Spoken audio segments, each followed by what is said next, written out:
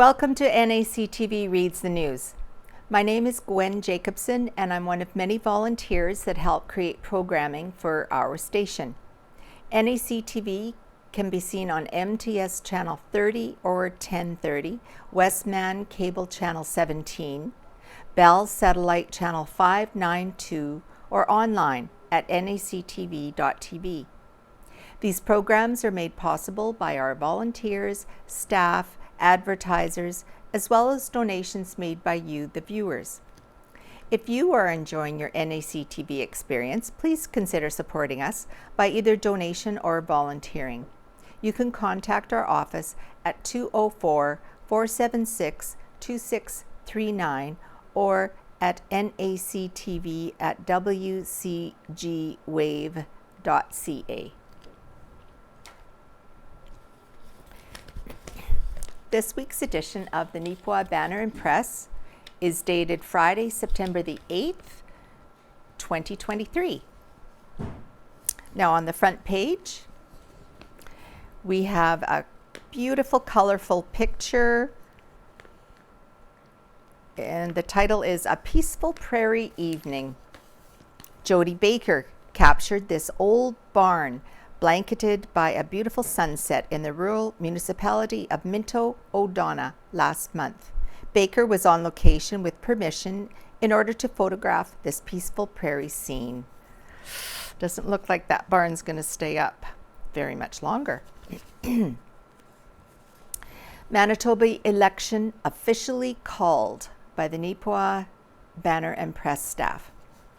It's officially time for Manitoba to hit the campaign trail as Premier Heather Stefanson formally called a provincial election on Tuesday, September the 5th. The Progressive Conservatives, or PCs, are seeking a third consecutive majority government. They head into this election with 35 of Manitoba's 57 seats, while the New Democratic Party, or the NDP, hold 18, and Manitoba Liberal Party have 3. The vote, scheduled for October the 3rd, is expected to be a tight race between Stefanson's Tories and the opposition NDP led by Wab Kinew. The other notable political leaders for the 2023 election include Dougald Lamont of the Liberal Party, Janice G. Gibson of the Green Party of Manitoba, and Kevin Friesen of the Keystone Party. And it goes on to say, if I can turn the page, the 2023 Manitoba general election has been called and is scheduled for Tuesday, October the 3rd, to elect members to the Legislative Assembly of Manitoba. Here is a brief review of the ridings and the candidates currently known within the Manitoba and Banner and Press publication area as of Wednesday, September the 6th. Should additional candidates confirm after the publication deadline, which is September the 6th at 2 p.m., in the interest of fairness, their brief bios will appear in the next edition of the newspaper. So first, we have the candidates from Agassiz. The riding of Agassiz was created in 2008 after the redistribution of a portion of the St. Rose and Turtle Mountain ridings. In 2018, the Manitoba Electoral Division's Boundary Commission changed the boundaries of the riding, which is west of Lake Manitoba and southwest of Riding Mountain National Park. Notable communities in the riding include Neepawa, Gladstone, and Carberry. According to Elections Manitoba, the riding's population is 24,705, with 13,514 of those registered voters. Historically, Agassiz has only elected Progressive Conservative MLAs. In the 2011 election, it was Stu Breeze with the PCs. 2016 election, Eileen Clark with the PCs, and Eileen Clark also in the 2019 election. So here's one of the PC candidates, Jody Byram. Jody Byram was born and raised in rural Manitoba. Through 9 years of work experience as a constituency assistant, she has gained extensive knowledge and understanding of the workings of the provincial government, engaging with local and regional meetings, and understanding the needs of the communities and constituents. She says, "I know the people, the area, the issues, and the diverse needs in Agassiz. I am passionate and committed to the well-being and future of Manitoba and the cultural diversity within the province and constituency. I know the importance of having a strong voice for rural Manitoba, and I am that voice for Agassiz." And also we have Danica Wiggins running for the New Democratic Party. Danica Wiggins was born and raised in rural Manitoba. As a person living with a disability, she has experienced the lack of support services and medical resources to help her adapt. She has volunteered at various food banks in rural Manitoba. She has also participated in the Social Justice Committee at her school and enjoys working with the youth. As part of the Manitoba NDP team, Danica will fix healthcare and make your life more affordable. Now, in the Riding Mountain constituency, there are 2 candidates to meet. The riding of Riding Mountain was formed in 2008 from the former ridings of Russell and Minnedosa. The riding includes Minnedosa, Birtle, Verdon, Reston, Erickson, Sioux Valley Dakota Nation, Rolling River First Nation, and Kisikuinin Ojibwe First Nation. According to Elections Manitoba, the riding's population is 24,960, with 16,761 of those registered voters. The riding has voted Progressive Conservative in all provincial elections since it was first formed. In 2011, the election voted in Leanne Rowett, PC. 26th election, Greg Nesbitt, PC, and also Greg Nesbitt in the 2019 election. So meet these candidates. Wayne Chaikin, New Democratic Party. Wayne Chaikin was born and raised in Verdon, where he lives with his husband, Will, an elementary school principal. For more than 30 years, he has worked as a paramedic in rural Manitoba. Understanding the challenges and concerns of rural healthcare providers, Wayne has continued to advocate for their improved working conditions through his many years of union activism. His priority is equitable access to public services for all rural Manitobans. As part of the NDP team, Wayne will fix healthcare and make your life more affordable. And for the Progressive Conservative Party, meet Greg Nesbitt. Greg Nesbitt, a longtime Shoal Lake business owner, community leader, and a former village councillor, was elected to his first term as the MLA for Riding Mountain in 2016 and re-elected in 2019. In addition to his role as an MLA, he has served as the chair of the Manitoba PC caucus. He previously served as the legislative assistant to the Minister of Health, Seniors and Active Living. In his most recent term, he also served as Minister of Natural Resources and Northern Development. Greg believes the Manitobans are hardworking people who deserve a government that is fiscally responsible. He's proud to be part of a team with a better plan to create jobs and opportunities and bring back young families to rural communities. Publisher's note: as of the Neepawa Banner and Press print deadline this week, no candidate information for Agassiz and Riding Mountain constituencies for candidates from the Liberal, Green, or Keystone parties have been made available. As soon as those materials are received, we hope to place them in upcoming issues to ensure you are properly and fairly informed on Election Day. All right, as we continue, Canadian history finds home at future location of Neepawa business. by Casper Werhan. Renovations for the new Mull and Sky General Store, as well as Venus Hair and Body Care in the former Team Electronics building in downtown Neepawa, are moving steadily along. From installing new tiles to staining wood, the space is steadily gaining new life, with Venus Hair hopefully moving in by the end of September. In the meantime, said Kelly Wilson, owner of both Mull and Venus, we have Mass Town Tattoos opening soon with tattoo artist Christian. Among the updates being done is an amazing touch of history, a set of French doors. Wilson sourced these doors from offbeat and antiques in Carberry. Kelsey was looking for a pair of French doors, and I know a collector in Winnipeg that has some amazing salvage items, said Joe Harding, the store owner. These doors came from the Royal Alex Hotel. The Royal Alexandra Hotel was a Canadian Pacific Railway hotel located at the corner of Higgins and Main Street in Winnipeg. After its official opening in 1906, the hotel would close its doors after many long years of service in 1967. Then, in 1971, it was demolished. Other pieces of this facility still live on, as the interior of its dining room was carefully disassembled, then reassembled at the Cranbrook History Centre at Cranbrook, British Columbia.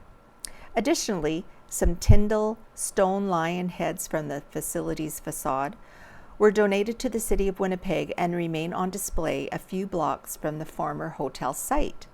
According to Harding, the rareness of the doors themselves actually comes down to the curvature. The glass has a plethora of curves, and on top of that, each piece is beveled. With their new lease on life, these doors' uniqueness and history is sure to lend Venus Hair's new space a special sort of character. And here we have the picture of the doors that are already installed at Venus Hair, or at Mull and Sky General Store, right here in Neepawa. They're beautiful. And here we have a picture of the Royal Alexandra Hotel in Winnipeg, from where the doors originated. And here is a picture of the interior view showing the Cafe Royal. The doors can partially be seen in the background at the far right, but you can barely see it. Interesting. Oh, we're all looking forward to seeing Kelsey's new business.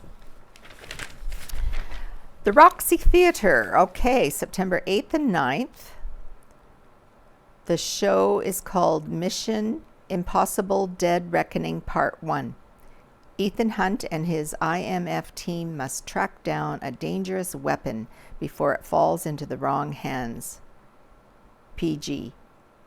Then September 15th and the 16th, the show is called Oppenheimer.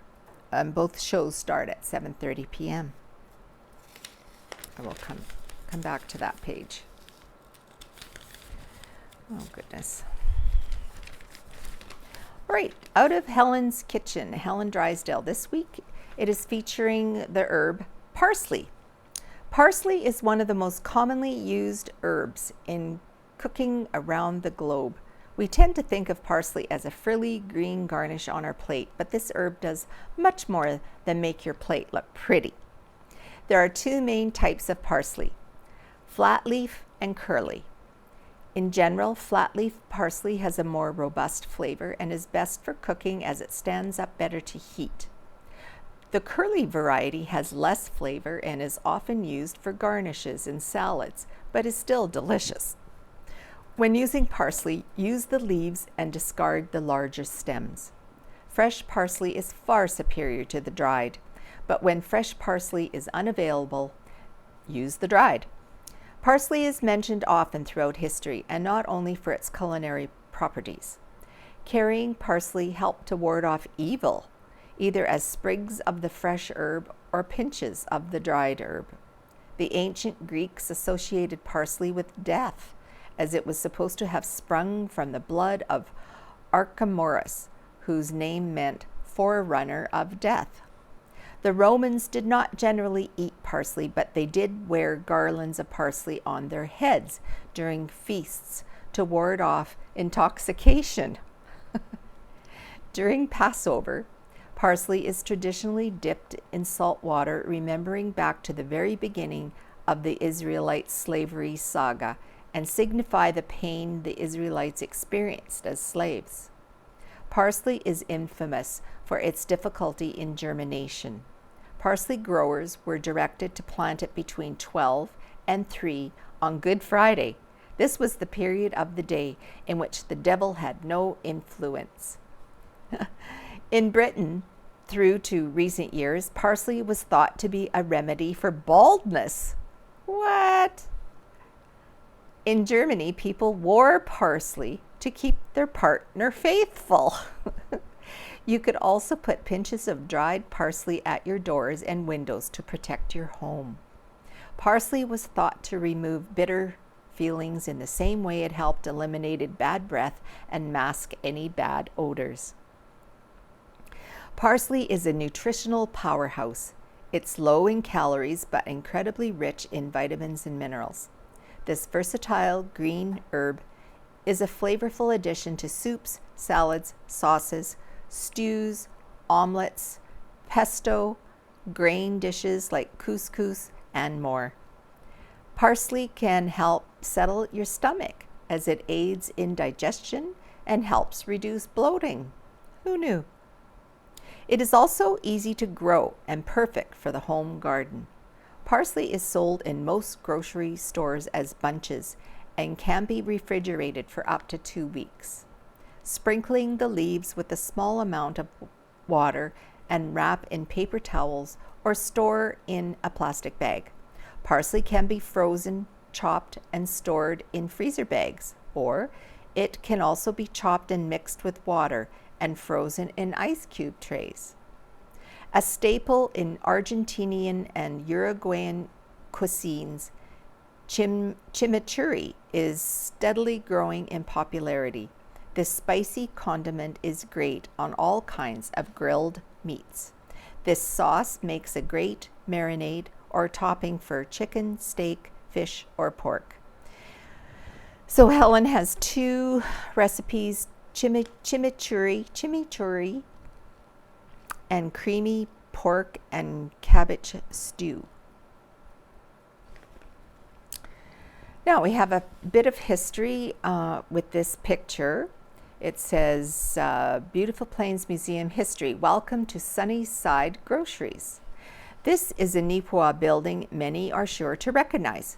It is the former home of the Neepawa Banner and Press, located at 243 Hamilton Street. It is now open as TM Therapeutics and Stellar Apparel.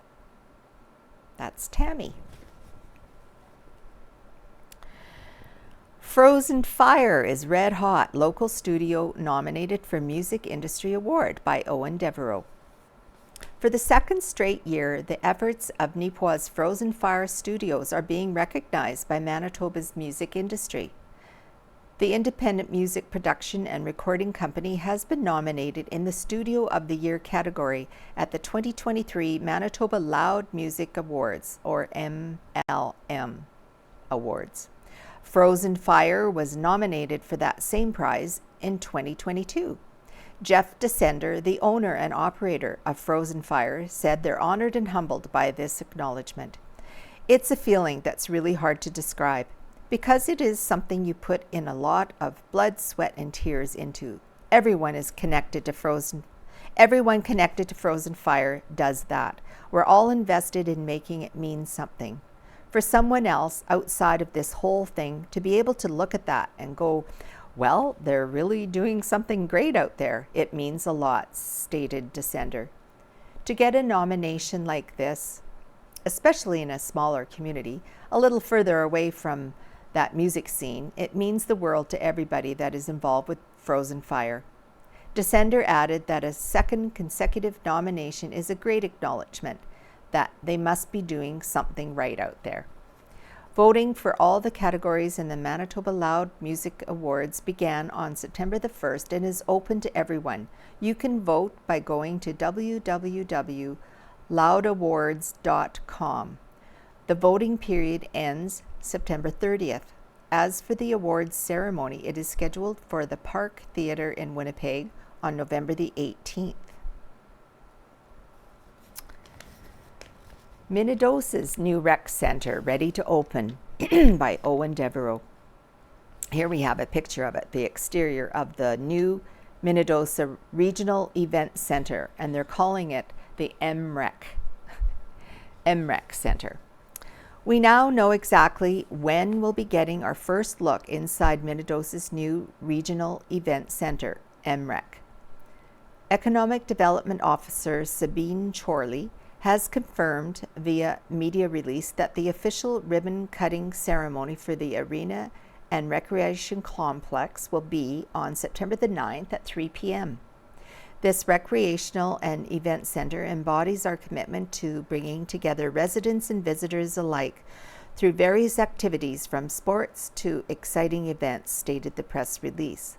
We look forward to showcasing how this new addition enhances our community's focus on recreation, active living, and fostering community connection. Together, let's celebrate this achievement and create a bright, healthier future. The long-awaited new entertainment and recreation complex for the community features a full-size ice surface, 5 dressing rooms, full kitchen, upper and lower viewing areas, multi-purpose space, accessible elevator, and indoor walking track. The facility is located on the existing agricultural grounds on the northwest end of the town and has an estimated final cost of around $8.6 million. About $3.75 million of that cost was covered through the federal government's Investing in Canada infrastructure program. The rest was contributed through the town of Minnedosa, surrounding RMs, and several local fundraising efforts over the past few years. And I believe they're going to have, because I'm going to it, from 1 until 3, they're having like tours. People can go through the building themselves.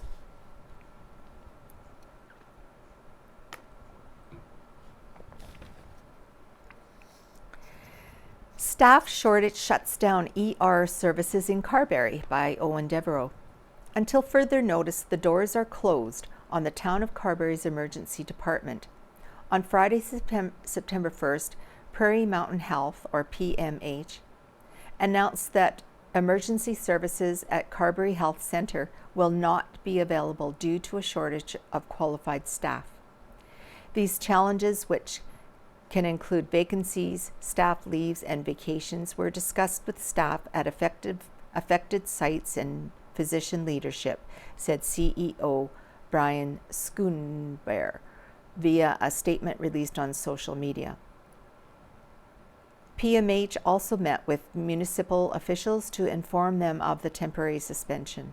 The feedback generated during these meetings made it clear that access to consistent, reliable, and known emergency department services remains a priority. Schoonbert added that recruitment efforts for the community are ongoing to ensure the suspension of service for the region is as short as possible. Any people who need emergency department services are being asked to call the Carberry Health Centre to determine the nearest open emergency department. A full schedule can be found online at a link that will appear at the end of the article. All residents, meanwhile, who make 911 calls will be transported to the most appropriate open emergency department. News of the decision, while not unexpected, still emotionally impacted all the residents of the town. The closure happened due to a combination of factors. The completion of contracts with local physicians, for example, played a part in what has occurred. Mayor Ray Muirhead said that while they've been working to solve the oncoming issue with Prairie Mountain for a while, the community now finds itself in crisis mode. We're focusing all our efforts on health care, said Muirhead. We need a doctor in Carberry, but it's not just the town that needs it.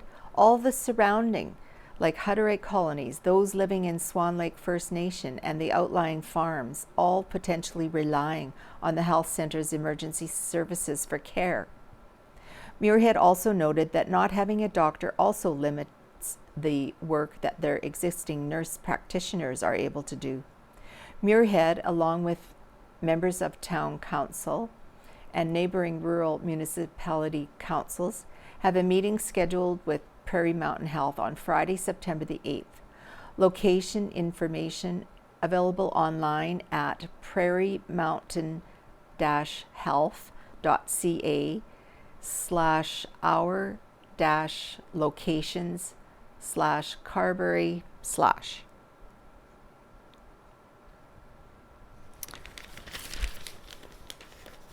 Now, an article about our own Yellowhead Centre in Neepawa. Yellowhead Centre ready for a busy winter, by Owen Devereaux. The start of September is always a hectic time inside the Yellowhead Centre in Neepawa. But this fall, the staff of the volunteer-operated facility may feel as though they're doing enough work to actually operate 2 arenas. That's because, in a way, they are.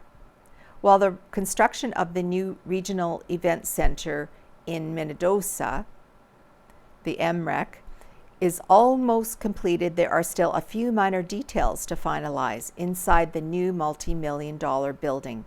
As a result, some teams from Minnedosa Minor Hockey, as well as the Chancellors and the Bombers, have booked ice times in Neepawa. In total, 13 slots have been scheduled throughout September.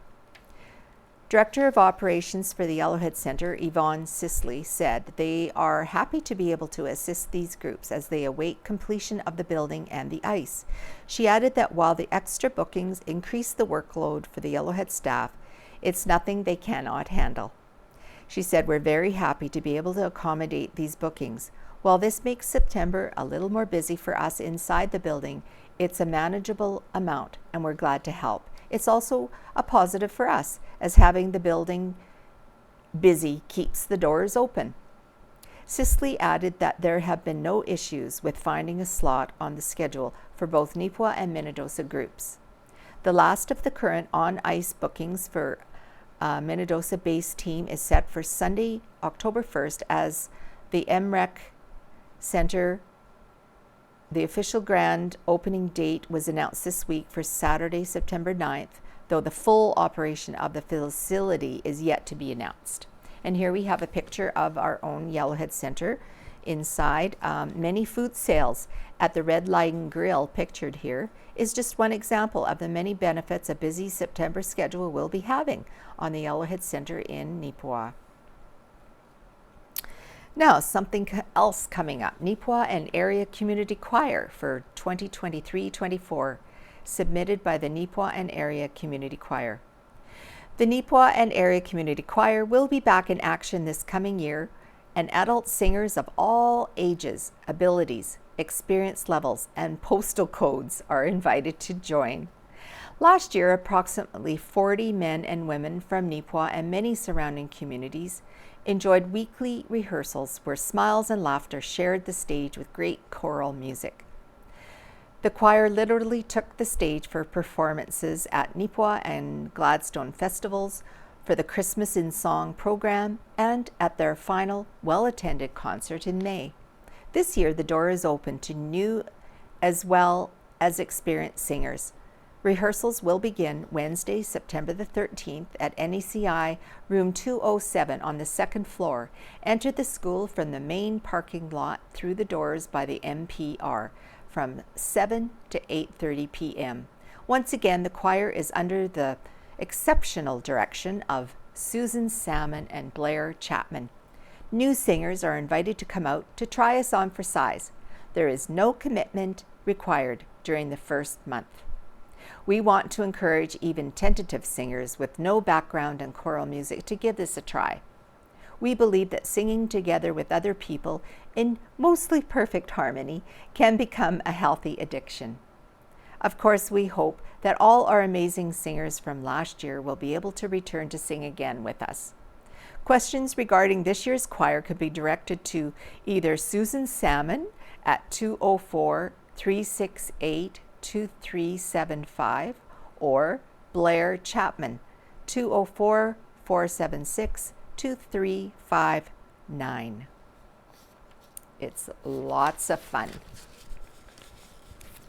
Next, we have another colorful picture to show you slipping the surly bonds of earth. I have slipped the surly bonds of earth and danced the skies on laughter silvered wings. From the poem High Flight by John Gillespie McGee Jr.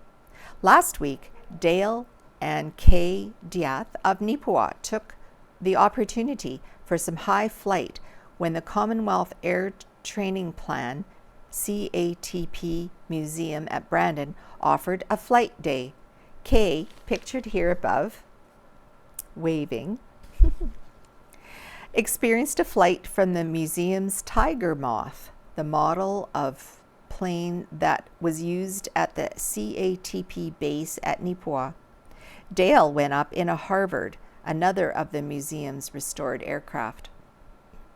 The aerial shot shown here is taken over Lake Watapanaw at Rivers, Manitoba, where there was also a CATP base.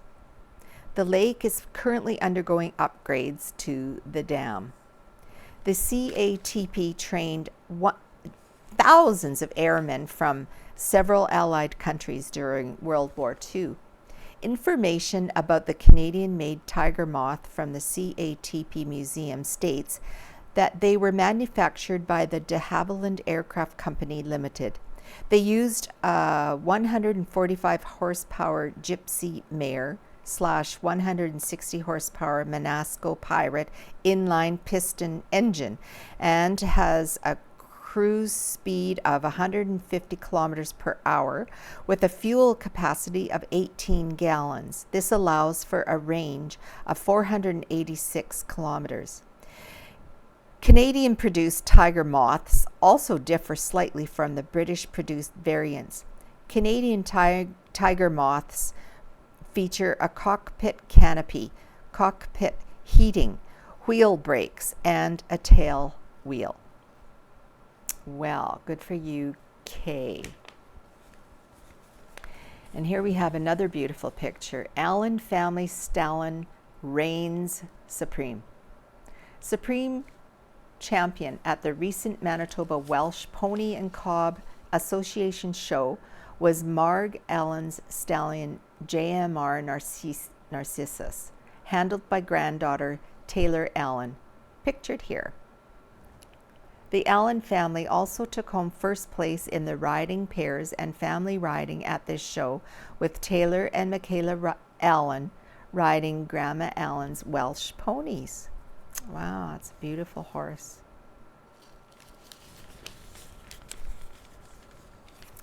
Now, we have some sports pages. NACTV takes top spot at Rose Bowl Golf Championship by Owen Devereaux. There's a brand new name that will be echoed upon the Neepawa Golf and Country Club's prestigious Rose Bowl trophy this year.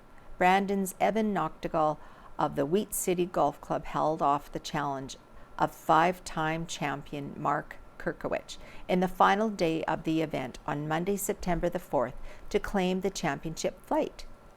And here we have a picture of him holding his trophy. The win adds another impressive accolade on the 22-year-old's golf resume as he won the Wheat City Club Championship back in August. NACTV also competed for Team Manitoba at the 118th Canadian Men's Amateur Championship in early August. This year was the 61st edition of the Neepawa Golf and Country Club Rose Bowl tournament. The three-day event uses the match play scoring system, which consists of individual holes won, halved, or lost. On each hole, the most that can be gained is 1 point. The Rose Bowl is viewed as one of the most prestigious events on the Westman golf calendar. Course General Manager and CPGA Golf Pro Landon Cameron said that history is a big reason why it consistently attracts premier players from all across Manitoba. It's 60 years running, and it's one of those events that established itself as one a lot of golfers from around the province like to compete at. We had 3 competitors from Flin Flon this year and many from Winnipeg, which is great, stated Cameron. And for the additional flight results, the winner of the first flight was Grant Jacobsen. The second flight winner, Preston James. Third flight winner, Brad McConnell. Fourth flight winner, Ron Kulbacki. Fifth flight winner, Corey Curtis. Sixth flight winner, Trevor Lizotte. Seventh flight winner, Blair McLaughlin. Eighth flight winner, Tyler Jury. And ninth flight winner, Mike Wilson. Boy, there's a lot of local people there. Oh, and here we have Neepawa Golf and Country Club Rose Bowl champions going back to 2014. 2014 and 2015, Mark Kirkowicz won both years. 2016, Mike Evenson. 2017, Mark Kirkowicz. 2018, Kenny Keeler. 2019, Al Hart. 2020, Taylor Fletcher. 2021 and 22, Mark Kirkowicz. And of course, 23, Evan Noctegal. Here we have Briley Woods attending Wenatchee Wild Training Camp. Here's a picture of him right here. Neepawa's potential loss would be Wenatchee's gain, as Briley Wood attends training camp for the WHL club. Wood's major junior playing rights are held by the team formerly known as the Winnipeg Ice. After his season with the Titans concluded, Wood was called up for the Ice playoff run and proved to be a valuable addition. Depending on how things go for Wood, he would spend the season in Wenatchee or return to Neepawa for the upcoming MJHL season. Either way, best of luck to Briley this year. Good intensity seen at Titans training camp by Owen Devereaux. Here we have a picture of Titans head coach and general manager Kenny Pearson speaking with the first group of prospects out on the ice during the training camp. And here's a couple of other pictures. Though the sweltering temperatures outside suggested otherwise, the first signs of winter were back in Neepawa this past Labor Day long weekend with the Titans annual training camp. In total, around 45 players reported to the Yellowhead Centre on Saturday, September 2nd for the 35th installment of the MJHL Hockey Club's tryouts. Titans head coach and general manager Ken Pearson said there was a great effort out there from both the young prospects and the returning veterans.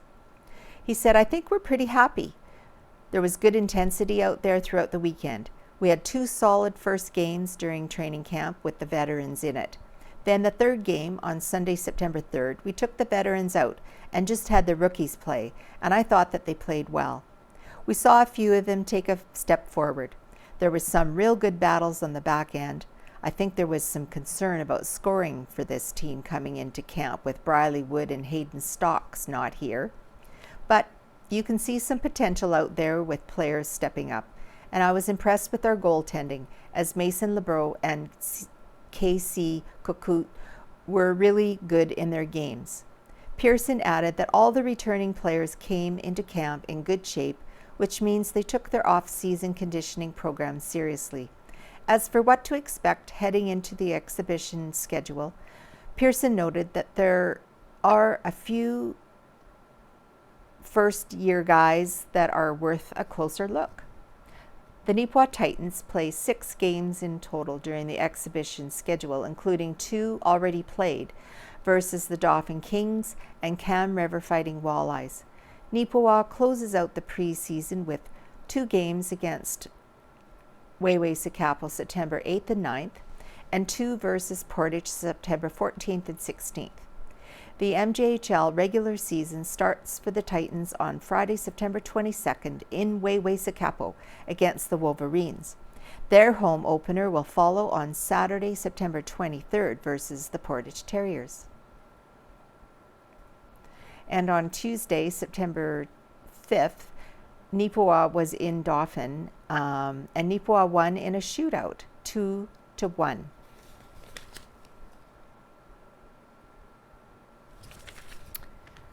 All right.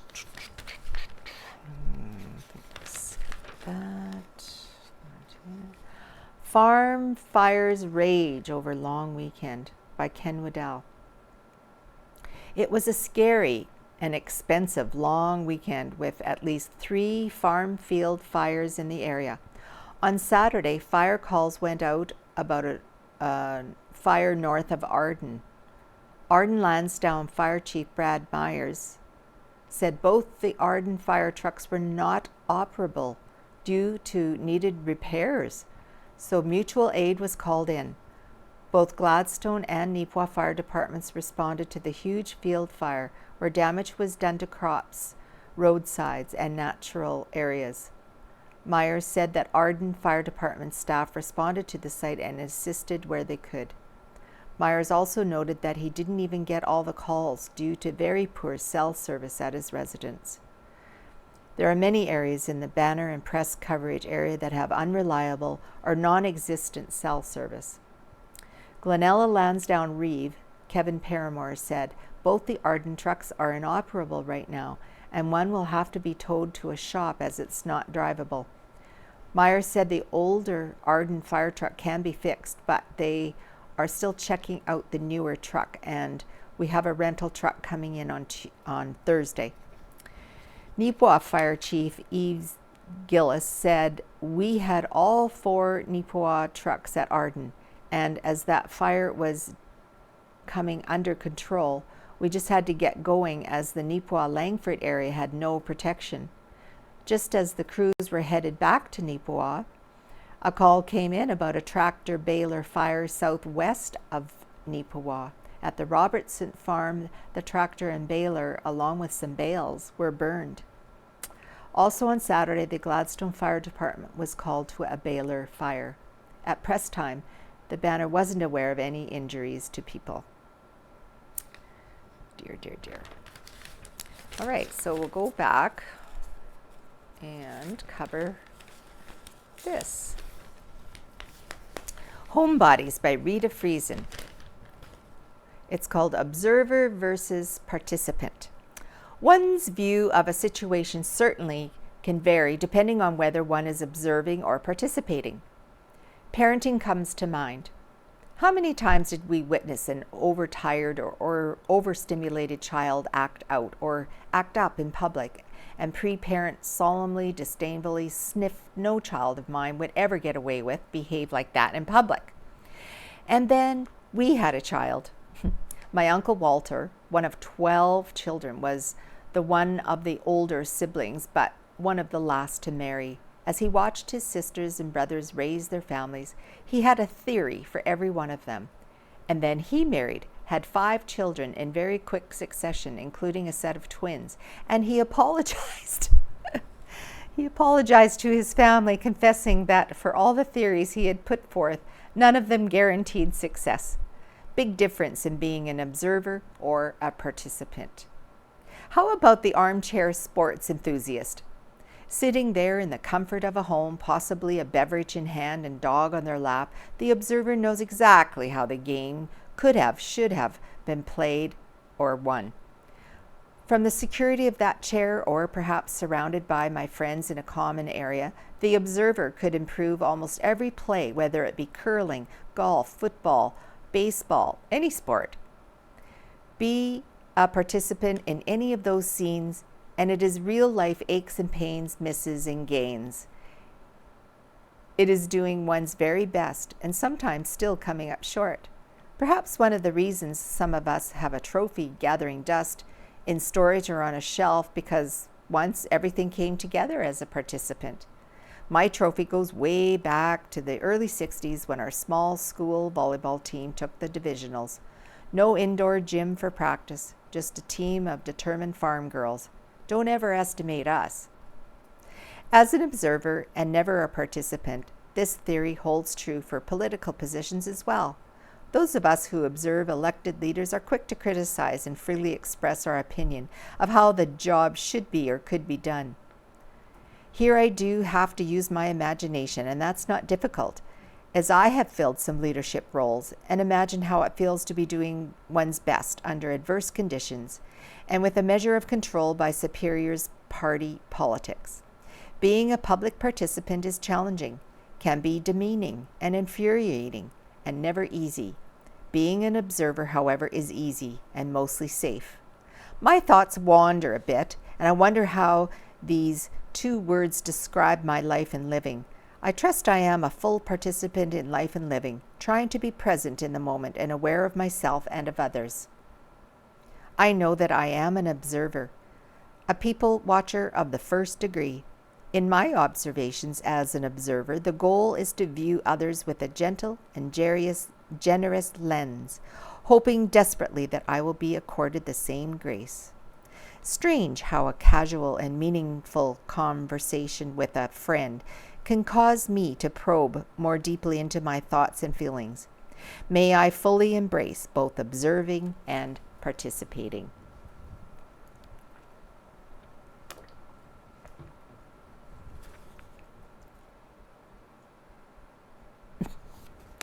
So there's a comic at the top, Tundra by Chad Carpenter. It looks like it's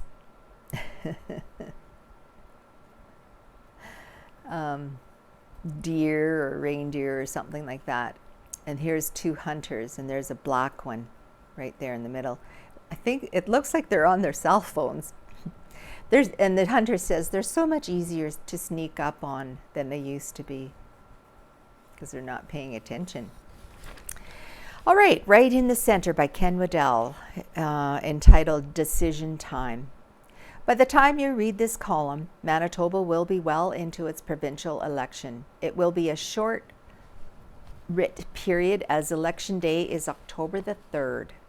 As reported in the Winnipeg Free Press on September 4th, there are 57 seats up for grabs in what is expected to be a tight, bitter battle for control of the legislature, as the province's first woman to serve as premier tries to persuade voters to give the Progressive Conservatives a third term in office.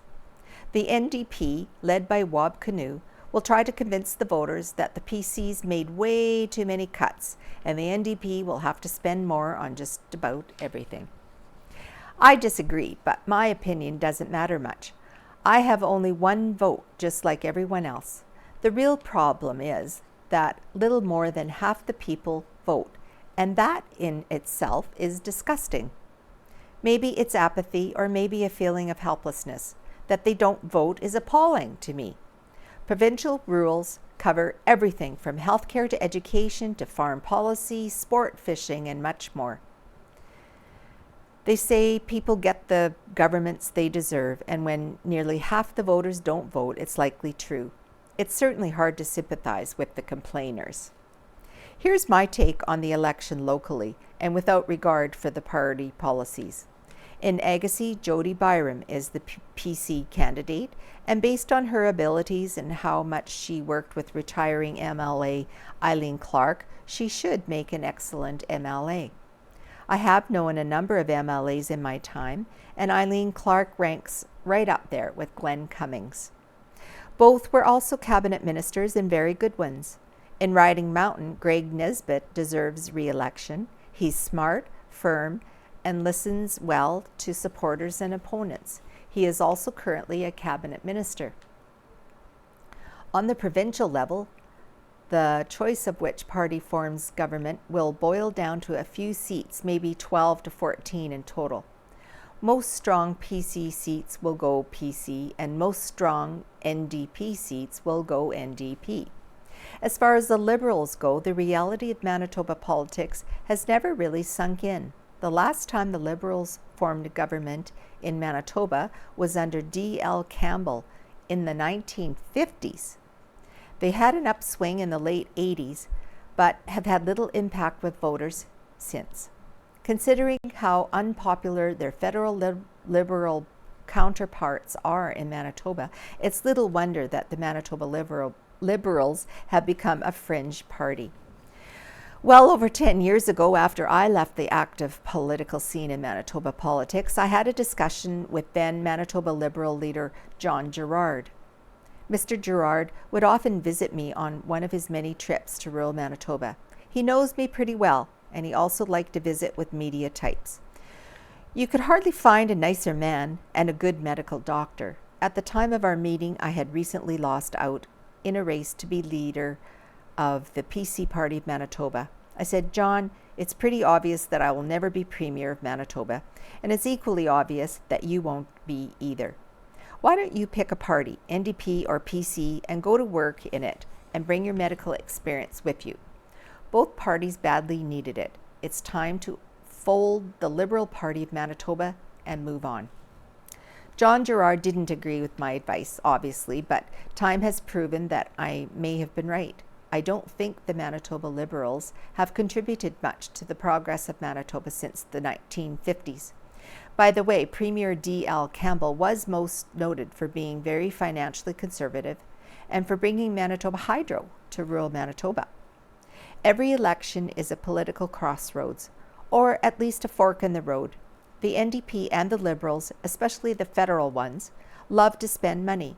The problem is there is no extra money to spend unless the economy grows. Manitoba is still dependent on federal payments, which makes it a have-not province. More spending and more taxes will not end that very bad situation. The PC government has been roundly criticized for not spending more money on healthcare, but if you listen quietly to people in the healthcare field, more money is not always the answer. Community survival depends on a listening leadership. And a disclaimer, the views expressed in this column are the writer's personal views and are not to be taken as being the view of the Banner and press staff.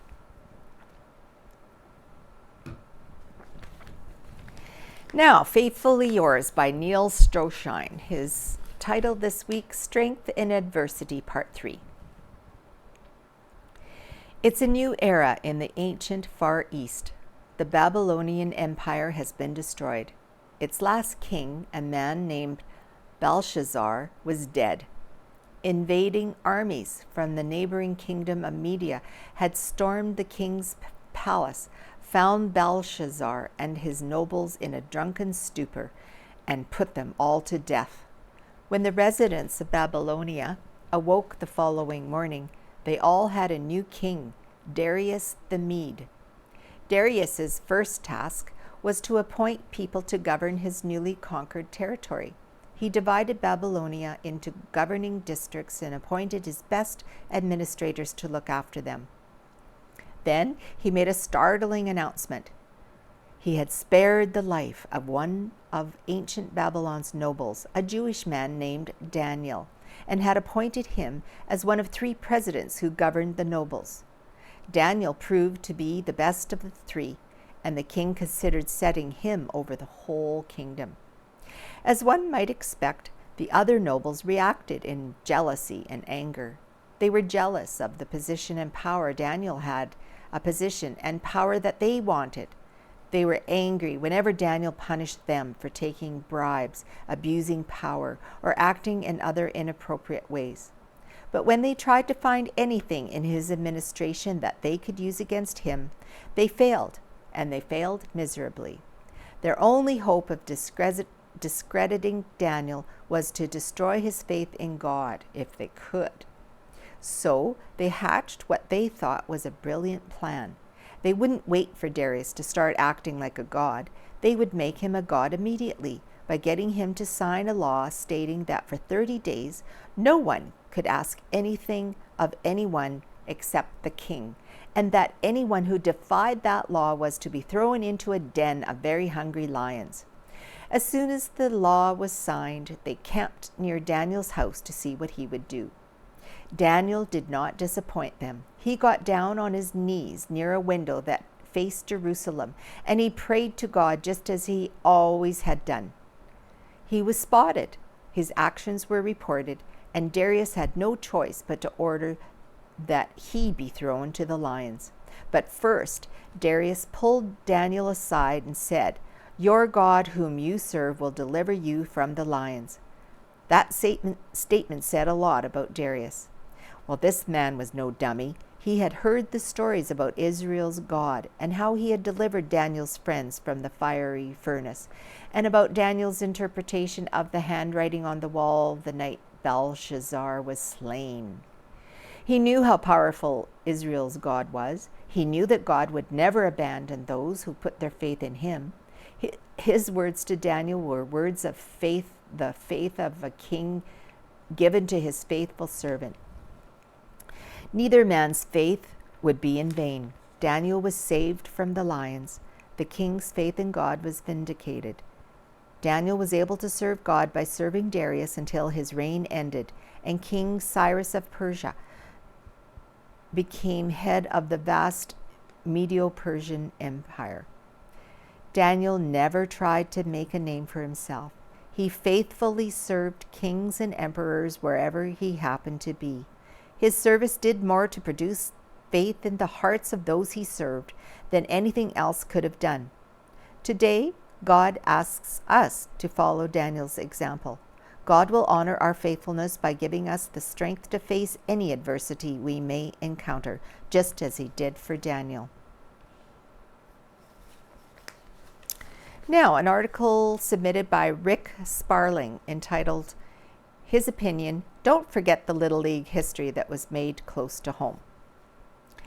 Something that Vince Lee, Winnipeg Tribune writer and all-around sportsman, was peed off about was the fact that all the head honchos at Little League Baseball headquarters insist on saying that Little League in Canada was first played by teams out of Vancouver, British Columbia, and Cape Breton in Nova Scotia in 1951. The problem here is that Winnipeg had 4 teams, and Neepawa had a team that were sanctioned by Carl Stotts, founder of Little League Baseball, and this was in 1950. Since the flood of 1950 in Winnipeg delayed their starting games until a month or so, Neepawa had already started playing exhibition games. Vince conceded that Neepawa was the first team in Canada to play outside of the United States. Later that year, in 1950, Winnipeg All-Stars came out to Neepawa to play a series for the Manitoba Championship.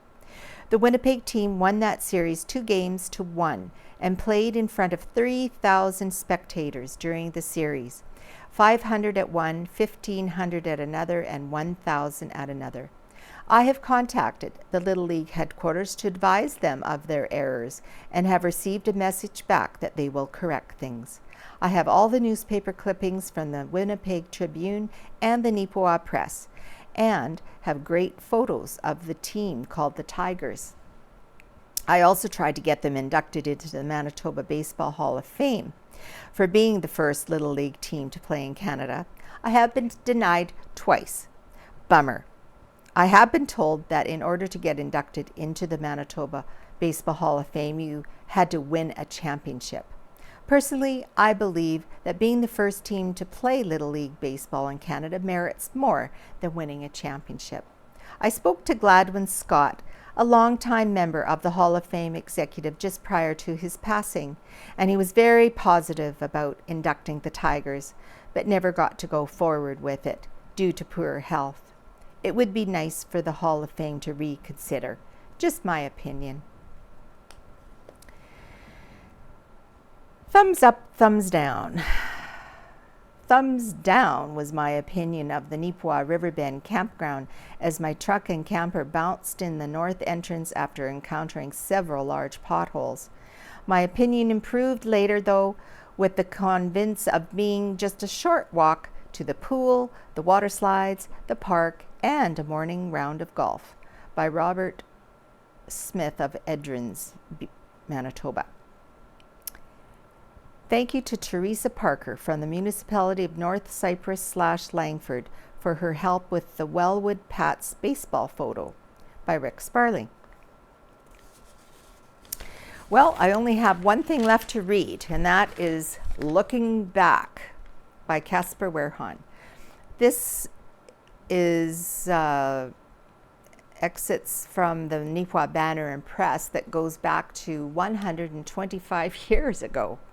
So the first one is from 125 years ago, September 7th, 1898. This should be interesting. About a dozen new threshing units have been disposed of in Neepawa this season. Some Neepawa clergymen have been heard to preach against cycling on Sunday.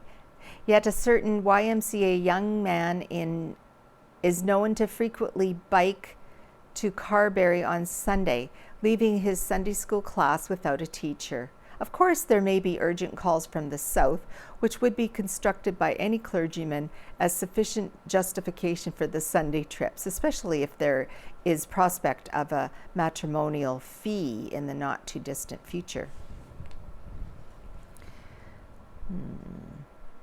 Mr. Harvey, one of the oldest residents of the Eden district, passed over to the silent majority last Saturday and was interred at Mountain View on Monday. Deceased had attained his 87th year. Different way of saying it. Although the first Monday in September is by deferral statute designated as an annual occasion for honoring the cause of labor, the people of this town and district devoted themselves to their different callings about as usual. It was a fine day, and to neglect the harvest after so much unfavorable weather was not considered wise. The same applies to the building trades. Okay, 100 years ago, September 7th, 1923. In Eden, the fire hall has just been completed and painted, and a new firefighting apparatus installed, which is a great asset to our village. Wow.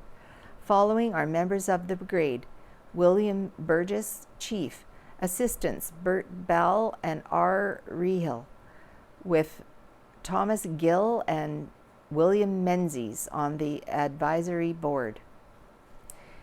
In Kelwood, Miss Olive Babcock has received word from the Educational Advisory Board that she has obtained sufficient marks on her recent grade 10 exams to pass into grade 11. In Eden, a gentleman of the Jewish faith paid a visit to our village last week looking for a place to start up a business, but finding no suitable place and the opportunity none too good, left on Friday for Winnipeg. Miss Annie Woods of the Home Bank staff has accepted the position of stenographer in the Canadian Bank of Commerce at Humboldt and leaves for that place as soon as released from her present position. 75 years ago, August 9th, 1948, 90 years of age last Tuesday, Mrs. Samuel Gill was the recipient of many expressions of congratulations and good wishes from many friends and relatives at a reception held in her honor at the home of her daughter and son-in-law, Mr. and Mrs. Fred Raby. Born in Cornwall, England, in 1858, she was wed there in 1876 to Samuel Gill. Crossing to Canada, they made their first home at Bowmanville, Ontario. Later, they moved to Brockville and Toronto before moving to the Arden district more than 40 years ago. The couple retired to Neepawa from their Arden farm in 1936. Now, a few days into his 100th year, Eric Coping, pioneer resident of the Hilltop District 15 miles northwest of Neepawa, Saturday received many expressions of congratulations and good wishes from relatives and neighbors on the attainment of his 99th birthday anniversary. Born in Finland, 1849, of Swedish parents, he moved to Komfors, Sweden, in 1879 with his wife and family. 14 years later, in 1893, they came to Canada, settling in the Hilltop District. 50 years ago, September 6th, 1973, the kids at Neepawa 74, Neepex 74, will love the Rupert puppets, which will appear Friday evening, September 28th, and twice during the Saturday show. Betty Bolton and Billy Warner have been working with puppets as a team for over 7 years and have numerous puppet characters from which they can choose. Rupert Puppets is a self-contained act with a portable stage and PA system that can be assembled and ready in the matter of minutes. Betty and Billy appear to have a sixth sense on what play will amuse and entertain each audience, and they have never been wrong. And lastly, 20 years ago, September the 8th, 2003, the Vice President of Medical Services for the Assiniboine Regional Health Authority said the loss of one of its anesthetists should not affect on-call emergency services. Wawanesa will be losing its 3 doctors, a husband, wife, and their son, October 31st. Rivers, Birtle, and Rossburn are also losing 1 physician each. Erickson lost one of its full-time physicians in August, causing the RHA to terminate 24-hour emergency services at that community's health center. While services in Neepawa won't be affected, the same cannot be said for those other communities. Well, it's always interesting to look back on news from this Neepawa area 125 years ago. Well, that does it for this week's edition of the reading of the Neepawa Banner and Press. Thank you for joining me today, and hopefully we'll see you another time. So bye for now.